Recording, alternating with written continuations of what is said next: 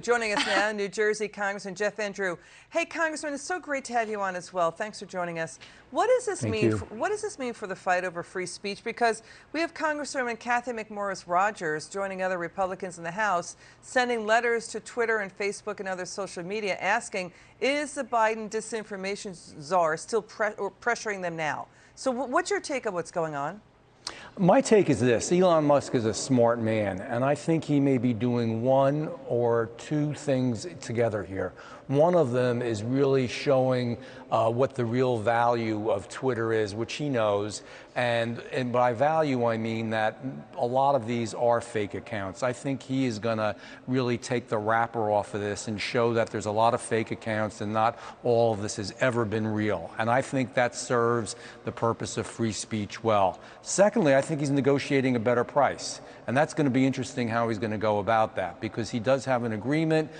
He certainly is going to receive a financial punishment if he breaks it. If it's just a separation, it's only $1 billion, but which for him is, pocket change. But if it gets into a lawsuit, it could be more than that. For the American public, I think it's good because it's showing, again, what these bot accounts are about, the fact that a lot of the information isn't truthful. A lot of people are taken off of Twitter when they shouldn't be. I'd like to tell you one real quick story. I was on YouTube for months with an endorsement with a lot of different things, but with the President of the United States, our former President of the United States, Donald Trump, endorsing me.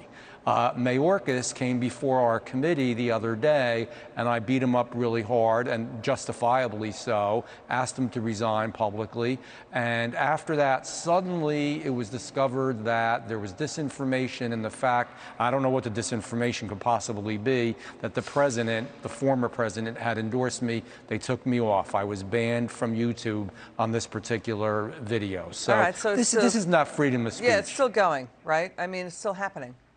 It's still happening. Oh, it's going to get worse. They're so afraid, Liz. They're so afraid that they have this disinformation czar who's a nut and a weirdo. I'm sorry, but she is.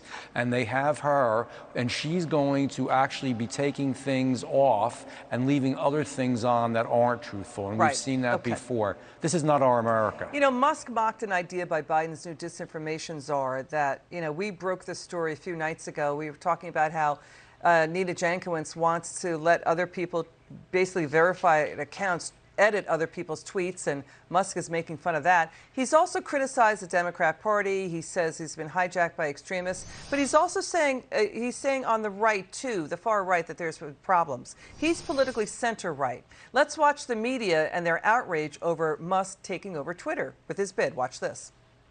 Elon Musk lives in a world in which the only kind of free speech is white men feeling free to say whatever the hell they want. A petulant and not so bright billionaire casually bought one of the world's most influential messaging machines and just handed it to the far right. His idea of freedom means freedom to be a jerk. It's about free speech of straight white men. I feel like Elon Musk just knows that he himself can escape to space, and the rest of us Earthlings will have to deal with this. Why inject race into this? Look, they're scared because they know this would be a source of opening up an avenue for truth. I hope at the end of the day he does buy it, just for the good of America, because we need more public marketplaces of ideas, of exchanging ideas, and of telling the truth. I mean, for example, all that we just saw, all of that was the non-truth, the untruth. So the purveyors of disinformation pretend that they are the purveyors of information. Musk is saying he believes Trump belongs on Twitter, but he would personally prefer someone less divisive to run for president in 2024. That's what Musk is personally saying. He's also saying that Biden was elected because people grew tired of the drama. So he's making those statements as well. So the other thing too is that when you look at how this whole thing unspooled and how it all went down, and it just flushed out how we do our national conversation on Twitter. And you see how the media is doing its reporting, right? It's not really about facts, it's about opinions, right? And people thinking that their opinions are facts or their thoughts are facts, especially without any evidence, accusing Musk of racism. And it's not only that it's opinions, it's one set of opinions. There's not even an exchange of different opinions or ideas generally in most of the legacy media, or in most media other than you and some other folks. You don't even hear both sides. You don't hear anything that's truthful. If you sit back and you look at this and realize all of the challenges that we have now, and President Trump, I will admit, is a friend of mine.